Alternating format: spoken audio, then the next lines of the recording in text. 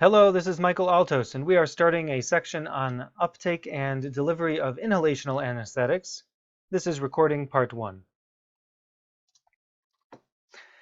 Inhalational anesthetics are different from most of the other drugs that we think about in pharmacology. Giving a drug through the lungs allows extremely rapid action, fast changes in level of anesthesia, both increasing and decreasing, faster turnover, quick recovery times, with a tremendous margin of safety.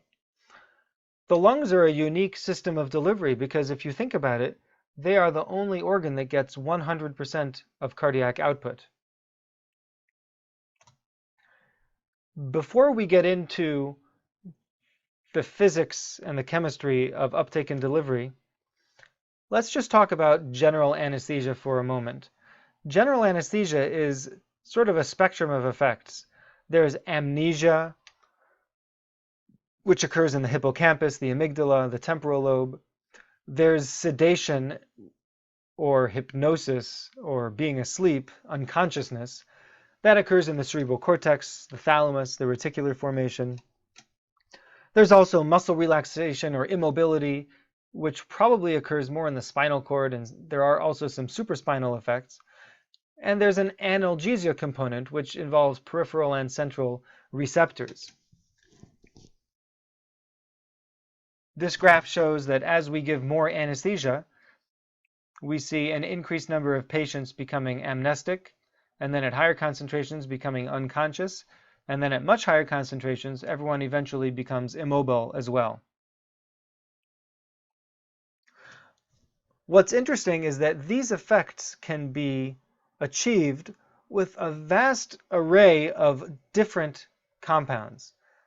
Things as simple as an inert element like xenon, or an inorganic compound like nitrous oxide, hydrocarbons like halothane, or even complex organic structures like barbiturates can all achieve what we call general anesthesia. There are a lot of different theories about the mechanism of general anesthesia. It seems like each agent has its own mechanism. And furthermore, each aspect of general anesthesia may also have its own mechanism, as we just described. The unitary hypothesis states that all the inhaled agents probably have some common mechanism of action. There is an idea called the Meyer-Overton rule, which says that potency correlates with lipid solubility. And so that makes it seem like being lipid soluble has something to do with being a good general anesthetic. Some think that the agents bind to the lipid bilayer of cells in the CNS and make it expand, or maybe it disturbs the form of the membrane or decreases conductance of the membrane. But the main theory that is accepted currently is that anesthetic agents bind to ion channel proteins, whether it's GABA receptors, glycine channels, nicotinic acetylcholine channels, or NMDA receptors.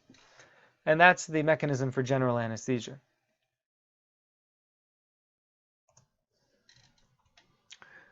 Now, before we get into the details of inhalational anesthetics, we have to do a little bit of a physics review.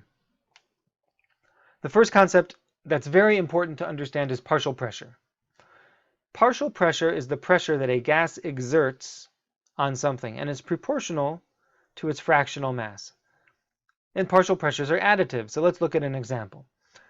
Atmospheric pressure at sea level is 760 millimeters of mercury.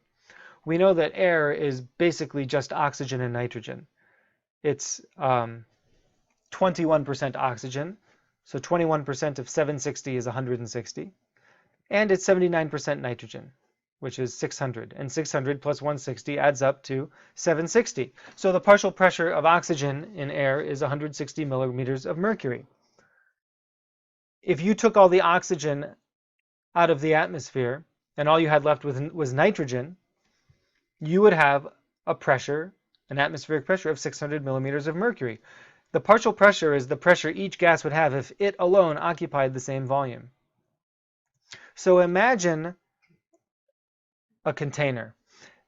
And we're going to think about this container because the problem that I had when I started learning this is that we're dealing with gases dissolved in solution. And we all know about pressure. Pressure is when you have a gas packed into a container, and that's pressure, and that's easy to understand. And we know about concentration. That's when you dissolve something in a solution. And solubility is just how much something can you dissolve in a certain volume of liquid at a standard temperature. These are all pretty intuitive concepts. But what does it mean when we talk about partial pressure of a gas in a solution? And this is where I started to get a little bit of confusion. So I thought about a container like, imagine a bottle of soda, where you have gas, like carbon dioxide, dissolved in the water. And it's filled right up to the very top. So it's just filled only with water, and there's gas dissolved in it. So when we talk about the partial pressure of the carbon dioxide in that water, we're thinking about how hard is that gas trying to escape from solution? Or to think of it a different way, imagine that there was a little bit of air in the top of that bottle. And so some of the carbon dioxide does come out of solution, and it occupies this air, and it creates a certain pressure. The pressure of the gas in this part, in the air part of the container, is in equilibrium with the gas that's dissolved. And so we can say that the partial pressure here is equal to the partial pressure in the liquid. Let's expand this idea a little bit more. The idea that gases equilibrate based on partial pressures and not concentrations. So let's imagine two containers connected by a tube. One container has, let's say, water. The other container has, let's say, oil. We pressurize this container with a gas, like a volatile anesthetic, and we let it equilibrate. So the anesthetic can dissolve in the water a little bit. It can dissolve in the oil quite a bit more. And so the concentration of anesthetic in the oil is much higher than the concentration in the water. But this whole system is in equilibrium. What is in equilibrium is the partial pressure. We know that the pressure in both of these containers is the same because there's an opening between them. And so therefore the partial pressure throughout the entire system is the same. So if that's the case, we can create the same system but without the air. Just two containers separated by a membrane. And this might be comparing two different body fluids. Now we have, once again, a gas, like a volatile anesthetic, equilibrating between the two compartments. And equilibration means it has the same partial pressure. Even though the concentration is different in these two compartments, the partial pressure is the same. This is a really important idea that you need to have clear in order to understand the rest of this discussion here. Now, one thing that may confuse you a little bit is that we don't always use the word partial pressure. Sometimes we talk about fractional concentration. So, for example, we don't say the partial pressure of oxygen is 160 millimeters of mercury in the air. We say it's 21%. When we say 21%, it means 21% of atmospheric pressure, which is 21% of 760, which is 160. So F, the fractional concentration, is proportional to P, the partial pressure. So when we talk about things equilibrate based on partial pressure, we could also say they equilibrate based on fractional concentration. The thing you need to know is that physiologically, your body needs the partial pressure to get the physiologic effect, not the fractional concentration. So, for example, if you go up to a really high altitude, say on Mount Everest, the FiO2 on Mount Everest is still 21%, but it's 21% of a very low atmospheric pressure, less than half of the 760 that we breathe at sea level. And so patients will be hypoxic. They will feel short of breath because, and you might say, well, why? They're getting 21% oxygen. Their 21% oxygen is true, but it's 21% of a very thin air. And so they're not getting the 160 millimeters of mercury oxygen that they need in order to get adequate tissue oxygenation. We're going to see the same is true with anesthetics.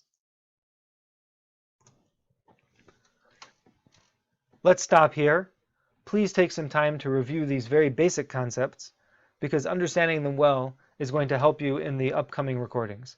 Let me know if you have any questions.